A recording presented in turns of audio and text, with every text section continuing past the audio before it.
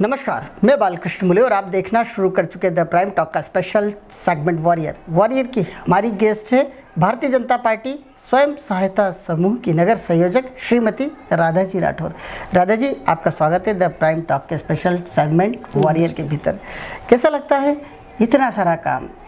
इतना सारा काम लगातार 2 दशक से आप करती जा रही इंदौर शहर में, ख़ासतौर से बात की जाए तो सामाजिक क्षेत्र की, बात की जाए तो सोशल एक्टिविटीज़ की, इसी के साथ बात की जाए राजनीतिक क्षेत्र की, धार्मिक क्षेत्र की, योग प्राणायाम, पॉलिटिक्स विथ बिजनेस, इतना काम कैसे संभव हो पाया है? हम बहुत सारी आपसे बातें करना चाहते हैं, लेकिन सबसे पहले बातचीत करेंगे आपके बचपन की। आपका जन्म कहाँ हुआ है, माता पिता कौन है, किस तरह आप आगे बढ़ती चली गई, आपको वो कौन से सीख और संस्कार मिले जो आपने जीवन में आपने स्वयं ने उन्हें मूल मंत्र मानकर आगे बढ़ती चली गई? जी, मेरा नाम राधा राठौर है और मैं भारतीय जनता पार्टी की स्वयं सहायता समूह की नगर संयोजक हूँ। नमस्कार आप सभी लोगों को। जी, मैं अपने बचपन के बारे में आपको बताना चाहती हूँ कि मैं एक छोटे से गांव कस्बा है तवा नगर, जहाँ पर तवा डैम बना हुआ है, वहाँ की रहने वाली हूँ। और बहुत मेरे पापा की एक पान की दुकान होती थी और वही हम लोग 5 भाई बहन वहीं पर रहते थे।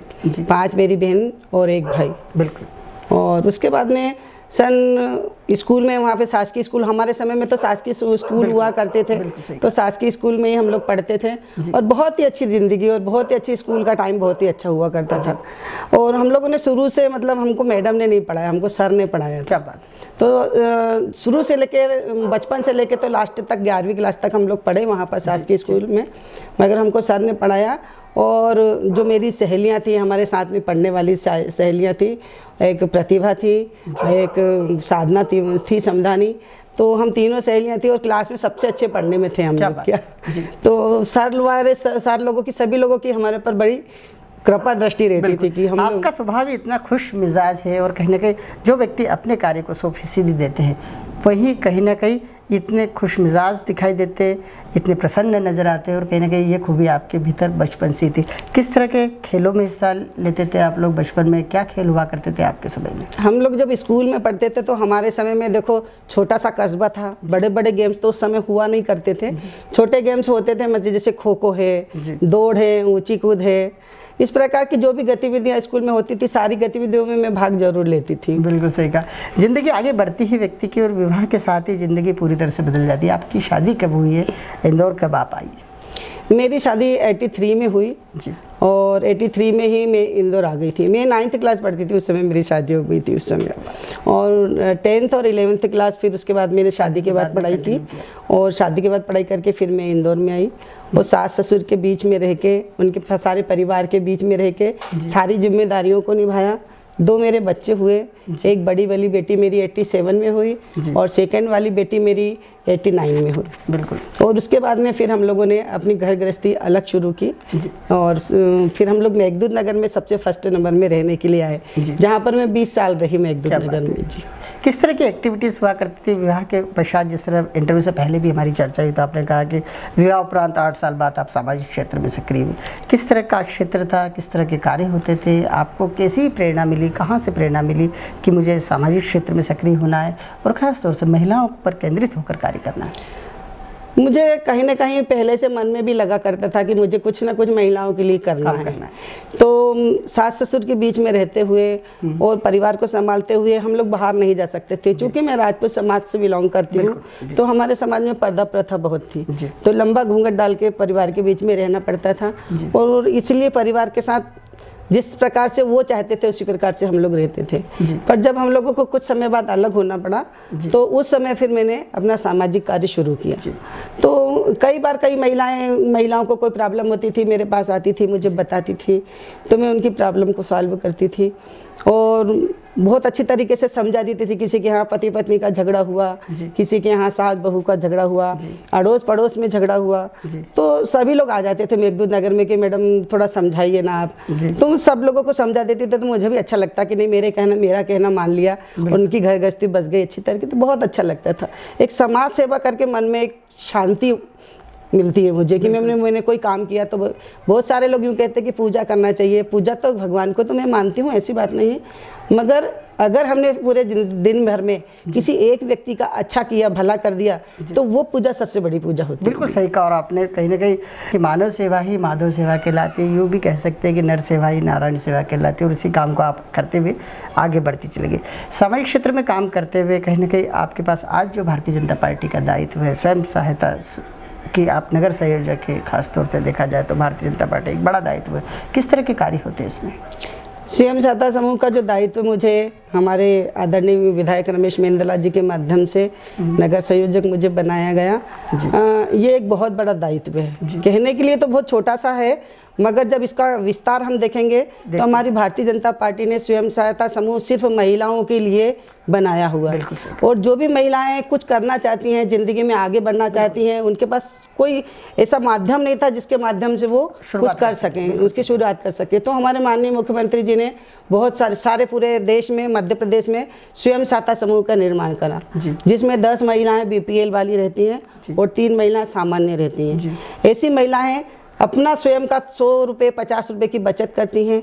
6 महीने पश्चात उनको सरकार की तरफ से 10,000 की अनुदान राशि दी जाती है। उसके बाद में महिलाएं अगर कोई बिजनेस करना चाहती हैं तो सरकार की तरफ से फर्स्ट बार 1 लाख रुपए का लोन दिया जाता है। ऐसे इंदौर में मैंने कई समूह बनाए हैं पूरे इंदौर की, क्योंकि मैं पूरे इंदौर की स्वयं सहायता समूह की संयोजक हूँ, इसलिए पूरे इंदौर में मैंने कई समूह बनाए और उन समूह के माध्यम से कई महिलाएं आज कोई ना कोई बिजनेस कर रही हैं। कोई बड़ी पापड़ का बिजनेस कर रही है, कोई महिलाएं अभी देखो लॉकडाउन के समय कई महिलाएं स्वयं सहायता समूह के माध्यम से मास्क बना रही हैं। बहुत सारे ऐसे काम हैं। और अभी हमारी सरकार ने स्वयं सहायता समूह की महिलाओं को कहा है कि अब सरकारी स्कूल की जो ड्रेसें वगैरह बनेगी वो सारी स्वयं सहायता समूह के महिलाओं के माध्यम से बनाई जाएगी। कहीं ना कहीं आत्मनिर्भर बनाने का कार्य आपके द्वारा किया जा रहा है। और आपको जो जिम्मेदारी, मुझे ऐसा लगता है कि आधी आबादी से जुड़ी जिम्मेदारी है। अगर इंदौर शहर में कुछ महिलाएं करना चाहती है, आत्मनिर्भर बनना चाहती है, तो शासन की जो योजना है, कहीं ना कहीं आप जैसे कृतित्ववान जो महिला नेत्रियां हैं, यूँ कि भारतीय जनता पार्टी से जुड़ी हुई है, उन लोगों का योगदान होता है, आप ही का योगदान होता है कि आप महिलाओं को घर से बाहर निकालती है और कहीं ना कहीं उनके हिस्से का कार्य उनको देने की कोशिश करती है। आपके द्वारा शौर्या दल में भी काम किया गया, वार्ड के अध्यक्ष भी, वो भी बड़ा जिम्मेदारी वाला, कहीं ना कहीं सामाजिक सरोकार से सीधी तरह से जुड़ने वाला कार्य है। आपके पास बहुत महत्वपूर्ण दायित्व है। जिस तरह से देखा जाता है कि दायित्व तो बहुत सारे होते हैं, लेकिन कुछ ऐसे दायित्व होते हैं जो नारी जाति से जुड़े होते हैं। उन दायित्वों का महत्व ही कुछ अलग होता है समाज में, क्योंकि एक नारी का यदि उद्धार करते हैं आप, कहीं ना कहीं उसे कोई काम देते हैं, उसे सक्षम बनाते हैं, आत्मनिर्भर बनाते हैं, तो मुझे लगता है इससे बड़ी पूजा, इससे बड़ा न्याय कहीं नहीं देखा जा सकता है। किस तरह के कार्य करती है? शौर्या दल के माध्यम से महिलाओं के ऊपर होने वाले जो अत्याचार हैं, उन अत्याचारों को हम लोग बचा सके, उन महिलाओं को किसी भी प्रकार से कोई परेशानी नहीं हो, इसलिए हमारे मुख्यमंत्री जी द्वारा हर वार्ड में एक शौर्य दल का गठन किया गया था। और शौर्य दल की मुझे अध्यक्ष बनने का सौभाग्य प्राप्त हुआ था और उसके नाते मैंने कई महिलाओं की मदद की। बहुत सारी ऐसी महिलाएं हैं जिनको वो पति मार के रात के घर के बाहर निकाल देते थे, उस समय उनका कोई सहारा नहीं होता था। और वार्ड में महिलाओं की, सभी लोगों को ये मालूम है कि महिलाओं से संबंधित अगर कोई भी काम होता था तो सभी महिलाएं मुझे जो भी परेशान होती थी, कोई ना कोई आज अड़ोस पड़ोस का व्यक्ति कहता है वे राधा राठौर जी को आप फ़ोन लगाइए, वो आपकी मदद जरूर करेंगे। तो कम से कम मुझे इस बात की बहुत खुशी होती थी कि आप अगर मेरे वार्ड में आएंगे तो भले ही लोग मुझे चेहरे से कहीं नहीं पहचानते, जरूरी नहीं है कि सब चेहरे से पहचाने, मगर अगर आप किसी से पूछेंगे कि भाई राधा राठौर जी कौन है, तो बोलेंगे भाई देखा तो नहीं है मैंने, मगर काम बहुत करती है, हमने सुना है। जी। ये सुन के मुझे बहुत खुशी होती है, कम से कम मेरे नाम से तो लोग मुझे जानते हैं। बिल्कुल सही कहा। जिस तरह से हम आपसे चर्चा कर रहे हैं जी, किस तरह के आपके पास महिलाओं से जुड़े प्रकरण पहुंचते थे उस समय जब आप शौर्या दल की वार्ड अध्यक्ष बतौर कार्य कर रही थी? किस तरह उन्हें आप सुलझाती थी, किस तरह आप काउंसलिंग करती थी? संक्षिप्त में सुनना चाहेंगे आपसे, किस तरह के मामलों को सॉल्व करा? हमारे बहुत सारे ऐसे मामले हमारे सामने आया करते थे। एक बार का मामला मैं आपको बताती हूँ। एक महिला को उनके सास ससुर ने घर के बाहर निकाल दिया था और रात भर वो ठंडी में अपनी बेटी को लेकर बैठी रही थी भूखी। और जब मुझे सूचना प्राप्त हुई, महिला सशक्तिकरण से फ़ोन आया कि राधा जी आपके क्षेत्र में इस जगह पर ऐसा है, तो आप जाकर देखिए, चेक करिए। तो जब मैं गई, मैंने वहाँ देखा तो उस लड़की ने और उसकी मम्मी ने दिन भर रात भर से खाना भी नहीं खाया हुआ था। फिर मैं उस दिन मेरा उपवास था, तो मैं साबूदाने की खिचड़ी और खाना उन दोनों बेटी की और माँ के लिए लेकर के गई और उन लोगों को खिलाया, उनकी सारी समस्या सुनी। फिर मैंने निर्भया की गाड़ी बुलाई, निर्भया की गाड़ी बुला के उन लोगों को पुलिस वाले, एक लेडीज़ कांस्टेबल आए, 2 कांस्टेबल आए और उनको समझाइश दी, उनके पति पत्नी को समझाइश दी, उनके सास ससुर को कहा कि भाई ये भी आपकी बेटी है, ऐसा नहीं करना चाहिए आपको, आप देखिए आपके बेटे की बेटी है जो रात भर से ठंडी में बाहर है। तो उन्होंने कहा कि ठीक है, मतलब उनकी बहुत सारी समस्याएं थी, फिर इतना लंबा तो अपन बता नहीं सकते, मगर ये है कि हाँ आपसी समझौता करके वो आज बहुत अच्छी तरीके से रह रहे हैं। और अब कभी कभी मेरे पास उनका फ़ोन आता है कि मैडम आपने समझाइश दी, तब से मेरे पति भी अच्छे हैं, सास ससुर भी अच्छे हैं, हम अलग रह रहे हैं पर ठीक रह रहे हैं, बिल्कुल दिक्कत वाली। राजनीतिक क्षेत्र में आपकी काफ़ी सक्रियता देखी जाती है। जिस तरह से विधानसभा क्षेत्र क्रमांक 2 की बात की जाए तो मुझे ऐसा लगता है कि मैंने खुद ने आपको देखा है, एक्टिवनेस के साथ देखा है, भारतीय जनता पार्टी के हर आंदोलन की अगुवाई करते हुए देखा हुआ है। अगर इतनी ज़्यादा सक्रियता पिछले 2 दशक से लगातार देखी जा रही है, खास बात तो है कि पिछले 5 सालों से तो आप काफ़ी सक्रिय है। जब से सोशल मीडिया की दुनिया ने धूम मचाना शुरू की है, मुझे ऐसा लगता है कि क्षेत्र क्रमांक 2 में सबसे ज़्यादा भारतीय जनता पार्टी के आयोजनों को लेकर, भारतीय जनता पार्टी के विचारों को लेकर आप लगातार सक्रिय दिखाई देती है। लगातार अपने आयोजन होने वाले कार्यक्रमों के बारे में, पार्टी के कार्यक्रमों के बारे में आप लोगों को जागृत करती रहती है। कितना समय देती है?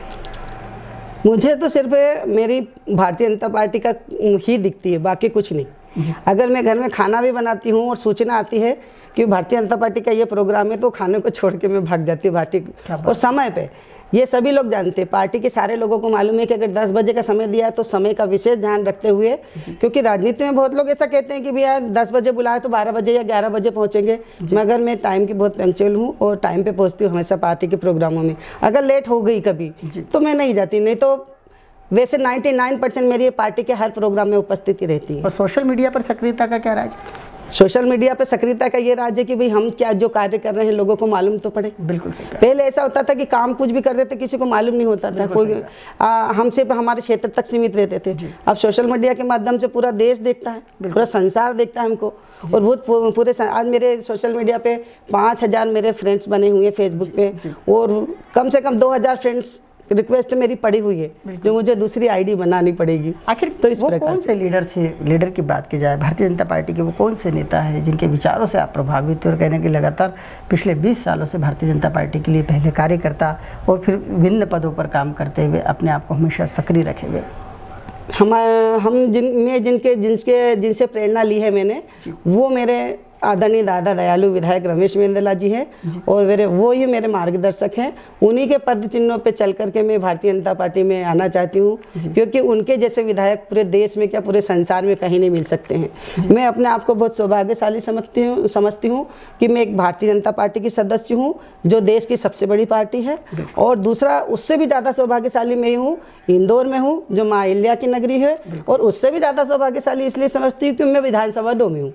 और विधानसभा 2 में दादा रमेश मेंदला जी विधायक जी के सानिध्य में हम लोग काम करते हैं, जो खुद भी उनको भी हम देखते हैं कि सवेरे 7 बजे से उठ के रात को 11 बजे 12 बजे तक वो काम करते हैं। तो उनसे हमें बहुत प्रेरणा मिलती है। कभी गुस्सा नहीं, किसी के ऊपर नाराजगी नहीं, बढ़िया एकदम इतना सादा सिंपल सरल स्वभाव। उनको देख के कोई कहेगा नेता है, नहीं कह सकते, इतना सादा उनको कोई मान नहीं, कोई सम्मान नहीं, कुछ नहीं। तो उनको देख के हम लोगों को प्रेरणा मिलती है कि नहीं इनके जैसे हमें भी बनना चाहिए। ऐसे ही हमारे आदरणीय कैलाश विजयवर्गीय जी भाई साहब, वो भी आदरणीय भाभी जी, मतलब इतना सरल स्वभाव, घर के संस्कार इतने अच्छे हैं। तो हम सभी चीज़ों को देखते हुए ऐसा लगता है कि ऐसा परिवार हमारा भी होना चाहिए। तो हम लोग हमारे घर में बच्चों को भी कहते हैं देखो कैलाश जी का परिवार देख लीजिए, दादा को देख लीजिए। तो इस प्रकार से सारी चीज़ें हम लोग देखते रहते हैं। तो दादा से तो मैं बहुत ही प्रभावित हूँ, और दादा के हर कार्य को देख करके उनके पद चिन्हों पे मैं चलना चाहती हूँ। आदरणीय विधायक गजब का जज्बा है आपका, कहीं ना कहीं आपने जिस तरह से दिल से अपनी बात कही है।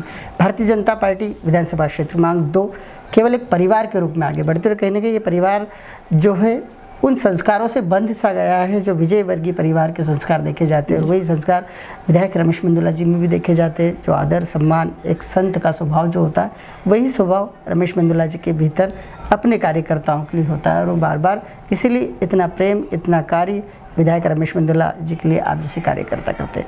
आपकी सामाजिक सरोकार भी काफ़ी देखा जाता है। जिस तरह से आप करणी सेना के महिला विंग की संभाग की, यूँ कहे कि डिवीज़न की अध्यक्ष बतौर काम करी, वो भी बड़ी जिम्मेदारी कही जा सकती है। किस तरह एक्टिव हुई, किस तरह के कार्य किए जा रहे हैं?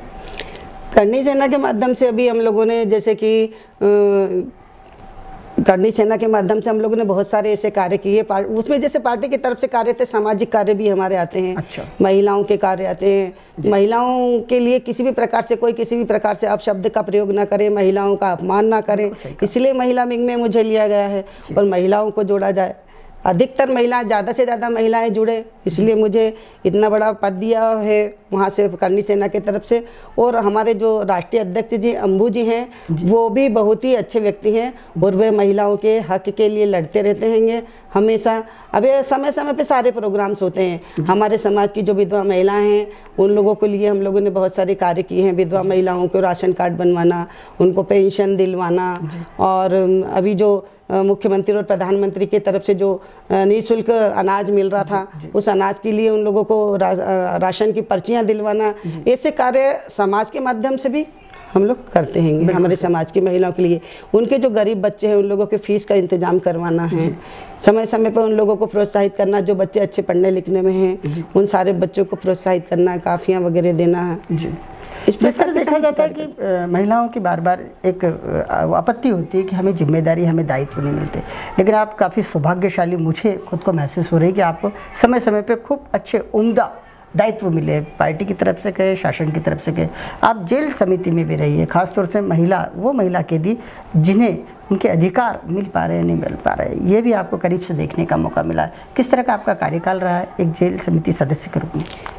आदरणीय विधायक रमेश मेंदोला जी के माध्यम से मुझे पूरे इंदौर में हम लोगों को 6 लोगों को बनाया गया था, जिसमें सिर्फ 1 में महिलाएं थी। क्या बात है। बाकी 5 जेंट्स थे और 1 में महिलाएं थी। तो महिला के माध्यम से मैं महिलाओं से जेल में जाकर मिली भी, उन लोगों की समस्याओं को भी सुनते थे। वहाँ पर कई महिलाएं ऐसी थी जो हो सकता है गलती से कुछ अपराध उनसे हो गए, मगर वो वहाँ अंदर रहते हुए कुछ अच्छे कार्य करना चाहती थी। तो मेरे से मिलकर कई महिलाओं को मशीन का, वहाँ पे मशीनों की व्यवस्था कराई कई महिलाओं के लिए हम लोगों ने। और वहाँ अंदर जाकर के कई महिलाएं जो बिना पढ़ी लिखी थी तो बोल रही थी मैडम हम पढ़ना भी चाहते हैं, तो उन महिलाओं को हमने कापियों की व्यवस्था भी कराई। मैं आपको बताऊँ, एक महिला है, नाम तो क्या हम नहीं बता सकती हूँ मैं, मगर जब वो जेल में आई थी, जब वो गर्भवती थी और जेल के अंदर ही उनको बच्चा हुआ था। आज उसके बच्चे की पढ़ाई लिखाई का भी हम लोगों ने व्यवस्था करने की सोची थी। उस समय तक हमारे पद तो कांग्रेस पार्टी आ गई थी, उस समय तक निरस्त हो गए थे, नहीं तो अभी भी हम लोग जाने का सोच रहे थे। सभी 4-5 लोग जो सदस्य थे बच्चे से जाकर के मिलेंगे, उनकी पढ़ाई का कुछ खर्चे की व्यवस्था कराएंगे हमारे विधायक के माध्यम से और शासन के माध्यम से। आपके भीतर एक खूबी हो रही है, जिस तरह से आप इतना काम करती है, सामाजिक क्षेत्र में काम करती है, राजपूत करणी सेना के लिए भी काम कर रही है, अलग अलग दायित्व है आपके, भारतीय जनता पार्टी का आप स्वयं सहायता समूह के नगर संयोजक है। बावजूद इसके पॉलिटिक्स विथ बिजनेस, ये भी एक आपका अलग से कहीं ना कहीं खूबसूरती है कि इतने सारे काम करने के बाद आप राजनीति में तो सक्रिय है ही, साथ ही अपना खुद का बिजनेस भी संभालती है। किस तरह का बिजनेस है? आप LIC से भी जुड़ी हुई है। अगर इतना टाइम का मैनेजमेंट एक महिला के लिए, मुझे ऐसा लगता है कि वाकई गजब का काम हो सकता है, गजब की बातें आपसे मिल सकती है, जो महिलाएं उन्हें आत्मसात करें और आप जैसी एक राधा राठौर फिर खड़ी हो जाए। मैं चाहती हूँ कि राजनीति करते करते हर महिला को कुछ ऐसा भी कार्य करना चाहिए कि हमारा घर भी चल सके, परिवार भी चल सके, और हमारा नाम एक, जैसे मैं LIC का काम करती हूँ, एजेंट हूँ LIC की, तो उसके माध्यम से भी मैं लोगों की एक प्रकार से सेवा ही करती हूँ। वो भी एक सेवा है, वो भी एक जागृति, और सेवा के साथ साथ उसमें मुझे इनकम भी प्राप्त होती है कि ये दोनों चीज़ें। आज ऐसा समय है कि किसी को कुछ भी हो जाता है, अगर हमने उसकी पॉलिसी अगर की है तो उस व्यक्ति को कोई भी व्यक्ति किसी भी प्रकार से साथ नहीं देता, मगर उसकी अगर पॉलिसी है तो LIC आके उसकी मदद करती है और व्यक्ति का परिवार उठ खड़ा होता है समाज। और वो कई बार मैं कहीं पर भी जाती हूँ, जैसे किसी के यहाँ कुछ हो जाता है किसी को, तो बातचीत में हम उनसे पूछते हैं कि भाई आपके पास कोई पॉलिसी तो नहीं थी, और अगर पॉलिसी होती है तो उनको घर से हिलने भी नहीं देती हूँ मैं, और उनके घर पे जाके उनको क्लेम दिलवाती हूँ। ये सभी लोगों को मालूम है LIC के अंदर भी। बहुत सुंदर कार्य, और कहीं ना कहीं ऐसे समय में खड़े होना एक परिवार के लिए, क्योंकि वही बात होती है कि धन जो है, लक्ष्मी जो है, पूरे वक्त में काफ़ी बड़ा सारथी के रूप में काम में आते हैं, और व्यक्ति एक बार फिर उठ खड़ा होता है। कहने की पारिवारिक जिम्मेदारी है, पैसों से ही दूर होती है, कई बार ये भी देखने में आया है। आपका कृतित्व वाकई सुनते सुनते मुझे बहुत अच्छा लग रहा है। मैं खुद रोमांचित हो रहा हूँ कि कितना काम करते हैं लोग, उसके बाद कहीं नाम हो पाता है, और आपका भी नाम इसी तरह लिया जा रहा है। धार्मिक रूप से कितना सक्रिय, अध्यात्म कितना मानती है, किस तरह से? भगवान को तो मैं मानती हूँ, भगवान के बिना तो देखो पूरा संसार ही सुना है, भगवान तो जरूरी है। परंतु बहुत ज़्यादा पूजा नहीं करती हूँ मैं। क्या बात है। भगवान को मानती, बहुत ज़्यादा पूजा नहीं करती हूँ, मगर समय समय पर जो भी प्रोग्राम्स त्यौहार वगैरह आते हैं, उपवास व्रत कथा, वो सारी चीज़ें मैं करती हूँ। आपके द्वारा एक मंदिर भी काफ़ी संघर्ष के साथ बनवाया गया है। बहुत, मेरे यहाँ पर मेरे घर के सामने ही एक मंदिर है, सिद्धेश्वर महादेव मंदिर, तो बहुत ही, हाँ, और एक माता जी का भी मूर्ति है 3.5 फीट की, जो बहुत ही संघर्ष के साथ बनाया गया है। जब मैंने यहाँ पर मकान लिया था उस समय मकान के नक्शे के अंदर मंदिर दर्शाया हुआ था। बाद में इसके ऊपर प्लाट वगैरह काट दिए गए थे, मगर आदरणीय विधायक रमेश मेंदला जी के माध्यम से उस जगह को, गार्डन को पूरा मंदिर बनाया गया और गार्डन बनाया गया। आज की तारीख में कॉलोनी के सारे बच्चे वहाँ पर खेलते हैं। और जब हमने मंदिर बनाया था उस समय पूरा एक ओटला छोटा सा छोटी सी मूर्ति रखी हुई थी, मगर सारे कॉलोनी वालों के सहयोग से, अपने मिलने वालों के सहयोग से आज वो मंदिर बहुत अच्छी स्थिति में है और सारे प्रोग्राम्स होते रहते हैं मंदिर में। चलिए, क्या बात है, आपके माध्यम से कहीं ना कहीं आसपास के लोगों को अपने भगवान के दर्शन बहुत अच्छे से हो जाते हैं। राधे जी, आपके द्वारा एक बच्चे का ऑपरेशन कराया था, काफ़ी मीडिया में चर्चित हुआ था, और कहीं ना कहीं आप एम्स में भी इलाज कराने दिल्ली तक गई थी। आखिर इतना जज्बा समाज सेवा का, काफ़ी बिरली शख्सियत के रूप में देखा जाता है आपको। जी, मेरे घर के, मैं जहाँ पर रहती हूँ मेरे घर के पीछे एक बहुत ही गरीब परिवार रहता था, और उनके पिताजी फर्नीचर का काम करते थे। उन्होंने मुझसे, जब डॉक्टर से चेकअप करवाया तो उन्होंने बोला इनका ऑपरेशन कराना पड़ेगा, और उनके पास पैसों की इतनी व्यवस्था नहीं थी। तो सरकार के माध्यम से जो 2.5 लाख रुपया मिलता है, वो उसके लिए मुझे बहुत प्रयत्न करना पड़ा। 10-12 बार मुझे कलेक्टर ऑफिस जाना पड़ा, CMO ऑफिस जाना पड़ा, और फिर 10 दिन तक मैं, 7 दिन तक उसको मैं एम्स हॉस्पिटल में लिख करके यहाँ से रही। और रेड क्रॉस सोसाइटी से, कलेक्टर के माध्यम से सब लोगों को एक बार मिलता, मगर उनको मैंने 3 बार किराया दिलवाया आने जाने का दिल्ली, और बाकी खर्चा मैंने उठाया। और जो हमारे मिलने जुलने वाले हैं उनसे 40,000 रुपये की भी व्यवस्था कराई अलग से, ताकि उनके घर में खाने पीने की व्यवस्था हो सके। बुजुर्ग माता पिता थे, पत्नी थी और छोटा एक बच्चा और था। तो उसका ऑपरेशन कराया था हमने। 2 ऑपरेशन होने थे उसके, मगर दुर्भाग्य की बात यह है कि 6 साल बाद जब दूसरा ऑपरेशन होना था, तब उस समय मेरी तो जानकारी में नहीं था, उनके पापा चले गए थे लेके, मगर उस बच्चे को बचा नहीं पाए। परंतु बहुत मेहनत करी, प्रयास मेरा बहुत रहा और बहुत दुख भी हुआ मुझे। आप जैसी शख्सियतों को लगातार काम करना पड़ता, लोगों के लिए काम करना पड़ता। आयुष्मान योजना भी आई, सरकारी योजना आती, लेकिन लोग कहीं ना कहीं कार्ड नहीं बनवा पाते हैं। कई बार वो योजनाओं की जानकारी नहीं होती है, फॉर्म नहीं भर पाते। आपके द्वारा किस तरह की मदद की जाती है ऐसे लोगों की? मैं आपको बताऊं कि सबसे पहली बात, ये पूरे इंदौर में आयुष्मान कार्ड कहीं पर भी नहीं बन रहे थे जी। और मेरे पास 2 बंदे आए जो विकलांग थे, वो भी, उनको भी रोजगार की आवश्यकता थी। तो मेरे पास आके बोले मैडम हम आयुष्मान के कार्ड बनवा रहे हैं। मैंने कहा ठीक है। उन लोगों को लोग नहीं मिल रहे थे, कैसे लोग आएंगे हमारे पास, बोला आप मेरे ऑफिस में बैठ जाओ। उन लड़कों को मैंने ऑफिस में बिठाया और उन्होंने इतने मेहनत से काम किया है कि पूरे इंदौर के लोग आए थे मेरे यहाँ। क्या बात। पूरे इंदौर के लोगों के आयुष्मान के कार्ड बनाए। और तो और मैं आपको यूँ बोल दूँ, रतलाम, देवास और शाजापुर से लोग गाड़ी में भर के आयुष्मान का कार्ड बनाने सिर्फ आए थे। मैंने फेसबुक पे डाला था कि मैं आयुष्मान के कार्ड बन रहे थे, तो वहाँ से गाड़ियाँ भर भर के लोग आए थे यहाँ पर कार्ड बनाने के लिए। और जो सुबह 7 बजे से कार्ड बनना चालू होते थे, रात को 3 बजे तक कार्ड बनते थे। क्या बात है। जैसे मैंने कार्ड, जिस तरह से देखा जाता है कि आप काफ़ी काम करते हैं, जो व्यक्ति ज़्यादा काम करता है कहीं के काम भी उसी व्यक्ति के पास आता है। पिछले दिनों देखा है, फिर आज की हाल ही की बात की जाए तो कोविड का समय है, वैश्विक महामारी का दौर है। पिछले दिनों काफ़ी लोग डरे हुए थे। आप जैसे कर्तव्यवान महिलाओं ने किस तरह समाज में उतर कर अपनी जान जोखिम में डालकर लोगों की मदद की, किस तरह इस को आप याद करते हैं इस दौर को?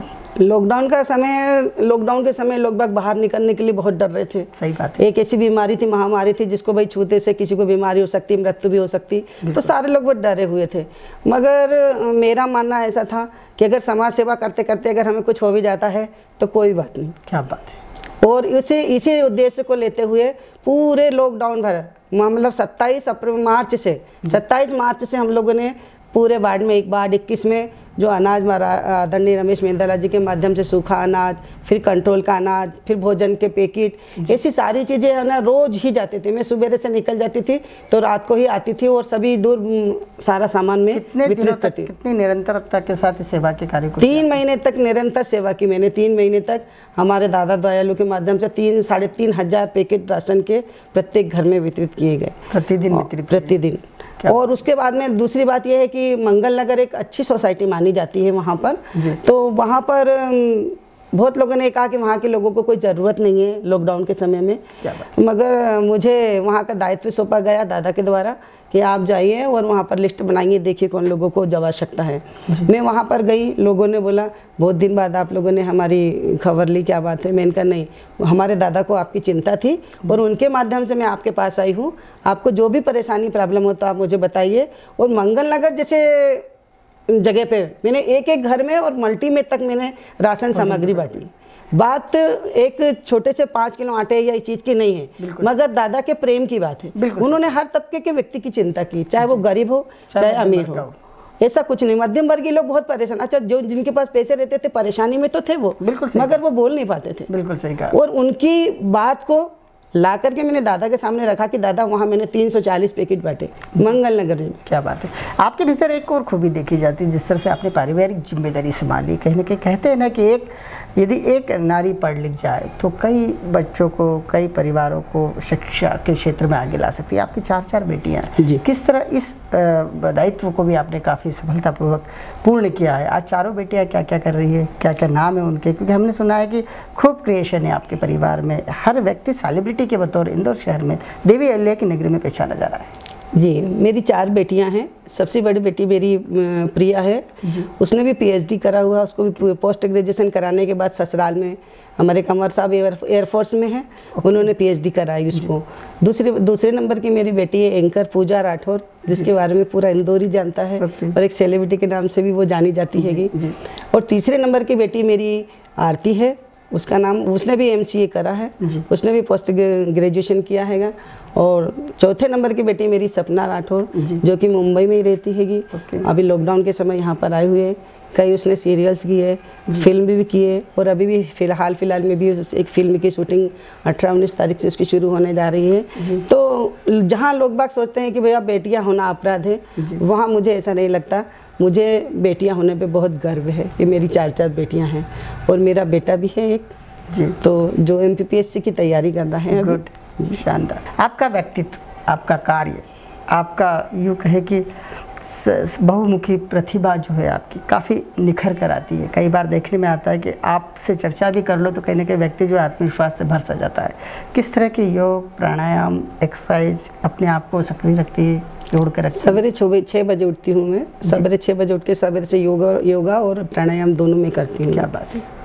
मेरा 1 घंटे का समय जो वर्कआउट एक व्यक्तित्व को दिया उसके बाद में फिर मैं मंदिर में जाती हूँ, भगवान के दर्शन करती हूँ। दिया जाता है। उसके बाद मैं मंदिर में जाती हूँ, भगवान के दर्शन करती हूँ और फिर मंदिर के चक्कर लगाती रहती हूँ। क्या बात है। कहीं ना कहीं वॉकिंग हो जाता है। कहीं ना कहीं यही बात होती है जो व्यक्ति को हमेशा सक्रिय रखती है और सकारात्मक एनर्जी से भरपूर रखती है। आपके भीतर बेहद एनर्जी देखी जाती है, बहुत एनर्जी देखी जाती है। यही ऊर्जा आपको लगातार कार्यशैली, आपकी कार्यशैली को उम्दा बनाने का भी काम करती है। जब आप इतना काम करते हैं, सामाजिक रूप से काम करते हैं, आध्यात्मिक रूप से सक्रिय रहते हैं, कहीं ना कहीं धार्मिक रूप से सक्रिय रहते हैं, स्वयं के समाज में, चूँकि आप राजपूत समाज से आती हैं, वहाँ भी आप अपनी पूरी तरह से सक्रियता दर्ज कराती है। आपके पास बड़ा दायित्व भी दिया हुआ है, भारतीय जनता पार्टी का भी आप खूब काम कर रही है। इतना काम कर लिया आपने, इतना 20 साल तक राजनीति भी कर ली, सामान्य कार्यकर्ता के रूप में अलग अलग पदों पर रहते हुए, कभी मन में बुलाहट उठती है कि अब मैं भी जनप्रतिनिधि के तौर पहचानी जाऊँ? मन में होता तो है, ऐसा नहीं है, मगर यह है कि ठीक है, पार्टी अगर दायित्व देती है तो कोशिश पूरी हम ये करेंगे कि भाई जनता की सेवा करें, जनता के कार्य करें और एक अच्छे प्रतिनिधि बनने की पूरी कोशिश करेंगे। कई बार जनता दायित्व देती, भारतीय जनता पार्टी कई बार ये देखा जाता है कि आप जैसे एक्टिव कार्यकर्ता जो होते हैं, भारतीय जनता पार्टी के अलावा भी सामाजिक स्तर पर बहुत सारा काम कर रही है, लेकिन सीधे कार्यकर्ता को टिकट ना मिलते हुए, भारतीय जनता पार्टी महिला विंग के पदाधिकारी को टिकट न मिलते हुए, नेताओं के पत्नियों को जो कि पिछले दिनों पार्षद रहे, उन्हीं के घर से चुनाव लड़ा दी जाती, कितनी मन में टीस होती जब ऐसा होता है आप जैसे कार्यकर्ताओं के मन को? देखिए, हमारा तो काम है सिर्फ निरंतर कार्य करना जी। अगर पार्टी हमें लायक समझती है उसे तो टिकट दे सकती है पार्टी, और नहीं तो कोई बात नहीं है, समाज सेवा तो हम कर ही रहे हैं जी। दुख की तो कोई बात नहीं है, समाज सेवा वैसे भी होती है, वैसे भी होती है। पार्षद नहीं बनेंगे तो भी समाज सेवा, इतनी जान पहचान है, पार्षद से ज़्यादा जान पहचान है, पार्षद से ज़्यादा काम कर सकते हैं हम। हमारे में ऐसी सभी योग्यता है जो एक पार्षद में होती है, और पार्षद नहीं बने तो कोई दिक्कत नहीं, कोई परेशानी वाली बात नहीं। चलिए, बिल्कुल सटीक टिप्पणी आई है। जैसे हमने पूछा है कि यदि किसी कार्यकर्ता को टिकट ना मिलता और किसी नेता की पत्नी को टिकट मिलता तो कितना मन में टीस लगती। तो मैडम की तरफ से जिस तरह से प्रतिक्रिया आई है वो भी सुनने लायक है। चलिए, आप एक्टिव रहें, क्योंकि आप जैसी कृतित्ववान महिला के लिए कई बार पार्षद का पद भी छोटा लगता है। जिस तरह से आपका नाम पूरे सम्मान के साथ विधानसभा क्षेत्र क्रमांक 2 में लिया जाता है, लगातार विधायक जी, राष्ट्रीय महासचिव जी आपको व्यक्तिगत रूप से पहचान देते हैं, साथ ही आपके बारे में पूछते भी हैं, कहते भी हैं। आयोजनों के दौरान आपकी उपस्थिति को लेकर भी कहा जाता है कि यदि आप महिला विंग का कोई आयोजन है विधानसभा क्षेत्र क्रमांक 2 का और आपकी मौजूदगी उस आयोजन में नहीं होती है तो कहीं ना कहीं कमी सभी लोगों को खलती, खास तौर से भारतीय जनता पार्टी परिवार विधानसभा क्षेत्र क्रमांक 2 के। आप इसी तरह आगे बढ़ते रहे, अपने कृतित्व के चलते लोगों की सेवा करते रहे। हमारी ओर से, द प्राइम टॉक की ओर से आपको बहुत सारी शुभकामनाएं। नमस्कार और धन्यवाद।